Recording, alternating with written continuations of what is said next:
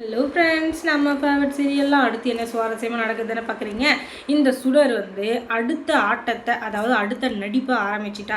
அது என்னன்னா, முதல்ல வந்து மனநல சரியில்லாத மாதிரி நடித்து எல்லாரையும் ஏமாற்றி அப்படியே எல்லாரையும் கைக்குள்ளே போட்டுருந்தா. அடுத்து ஒரு அதில் ஞாபகம் வந்துச்சு அப்படின்னு சொல்லிட்டு அடுத்த ஒரு நடிப்பு, அதில் விஜயை கல்யாணம் பண்ணிக்கணும்னு சொல்லிட்டு அடுத்த ஒரு நடிப்பு. இப்போ தான் மல்லியை வந்து க்ளோஸ் பண்ணணும் அப்படின்றதுக்காக இவன் இந்த போனதுலேயே பெரிய அவதாரம் இதுதான். அதில் என்ன பண்ணுறா அப்படின்னு சொல்லிட்டு பார்த்தீங்கன்னா, மல்லி வந்து எப்படியாச்சும் கோவிலுக்கு வரணும், அந்த இடத்துல அவளை முடிச்சு கட்டணும் அப்படின்றதுக்காக இவ பண்ண பிளானில் அதை வந்து எக்ஸிக்யூட் பண்ணுறதுக்காக பண்ணிகிட்ருக்கா. இப்போ வந்து கதிரேசன் நிஷா எல்லாருமே வீட்டில் இருக்க அந்த நேரம் பார்த்து குடுகுடுன்னு ஓடி போய் சாமி ரூமுக்கு முன்னாடி நின்று, ஐயே நான் சாமி வந்திருக்கேன்டா, டே கதிரேசா எங்கடா இருக்க டே அப்படின்னு சொல்லிட்டு சாமி வந்த மாதிரி நடிச்சுங்கிறா.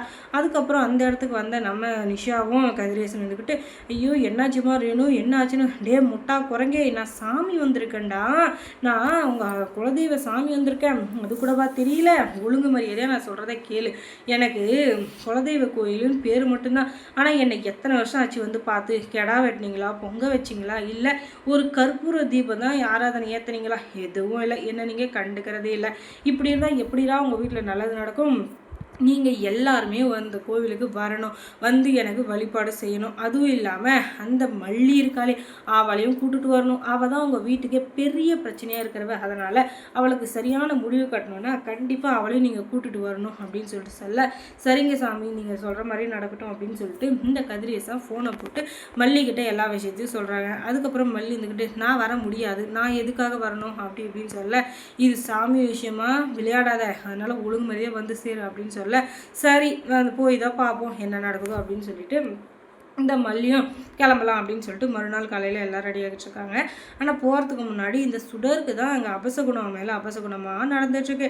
ட்ரெஸ்ஸு போட்டுக்கலான்னு போனால் அதில் இது இருக்குது, நெருப்பு பட்டிருக்கு.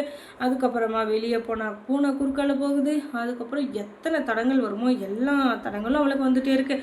ஆனால் மல்லிக்கு எதுவுமே இல்லை. என்னடா இது தடங்கள் மேலே தடங்கள் வருது, போகலாமா வேணவா, போகலாமா வேணவா அப்படின்னு சொல்லிட்டு இந்த சுடர்ந்துக்கிட்டு அப்படியே யோசிச்சு நிற்கிறா. ஆனாலும் போய் தான் ஆகணும், அப்போ தான் மல்லியோட கதையை முடிச்சு கட்ட முடியும், அந்த இடத்துக்கு நம்ம வர முடியும் அப்படின்னு சொல்லிட்டு இவங்க கிளம்புறாங்க. அதுக்கப்புறமா கோவிலுக்கு போனதும் எல்லாம் நடக்குது. அந்த நேரத்தில் மல்லி இருந்துக்கிட்டு, என்னடா இது இவ புதுசு ஏதோ பிளான் போட்டா போல், அந்த பிளானில் எக்காரணம் கொண்டு நான் மாட்டிக்கக்கூடாது, அப்படி நான் மாட்டிக்கிட்டேன் அதுக்கப்புறம் என்னை விட பெரிய முட்டாள் வேறு யாருமே இருக்க முடியாதுன்ற மாதிரி ஆகிடும். அதுவும் இல்லாமல் இந்த சுடர்கிட்ட நான் வந்து தோற்று போயிட்டேன்னா அதுக்கப்புறம் என்னுடைய வாழ்க்கையில் அதை விட பெரிய அசிங்கம் அப்படின்னு சொல்லிட்டு வேறு எதுவுமே இல்லை, அதனால் இவகிட்ட நான் மாட்டவே கூடாது சாமி அப்படின்னு சொல்லிட்டு அந்த இடத்துலேருந்து கிளம்பலாம் அப்படின்னு பார்க்குறப்ப மறுபடியும் சாமி வந்து ஆடுற மாதிரி நடிக்கிறா. அப்போ அந்த இடத்துக்கு வந்து அன்னபூரணி அம்மா வந்து என்ன சொல்கிறாங்கன்னா, இவள் உண்மையான சுடரே இல்லை, நீங்கள் இத்தனை வருஷமாக இந்த கோயிலுக்கு வந்துட்டுருக்கீங்க, ஆனால் இப்போ தான் அவள் வந்து இந்த கோவில் வாசப்படியே மேய்க்கிறா, அதுவும் இல்லாமல் குலதெய்வ கோயில் இல்லாத இவள் வந்து இந்த கோவிலுக்குள்ளே வந்ததுனால இந்த இடமே தீட்டு மாதிரி ஆயிடுச்சு, அதுவும் இல்லாமல் கெட்டவா அப்படின்னு சொல்லிட்டு எல்லாருமே புட்டு வைக்கிறாங்க.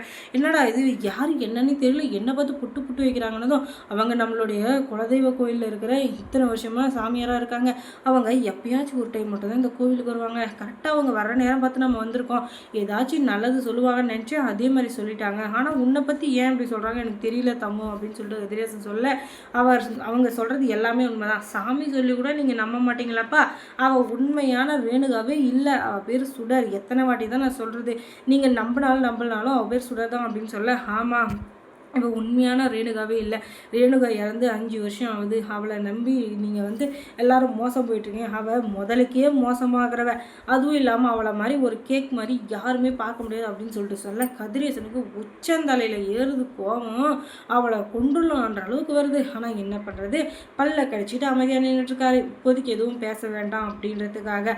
அதுக்கப்புறம் மல்லி சீரியலில் என்ன சுவாரஸ்யமாக நடந்திருக்கும் நீங்கள் தெரிஞ்சுக்கணுன்னா நம்ம சேனலை சப்ஸ்கிரைப் பண்ணுங்கள், அதோட பக்கத்தில் இருக்க அந்த பெல் ஐக்கானை கொஞ்சம் கிளிக் பண்ணி விடுங்க, தொடர்ந்து இந்த சேனலுக்கு சப்போர்ட் கொடுங்க. தேங்க்ஸ் ஃபார் வாட்சிங்.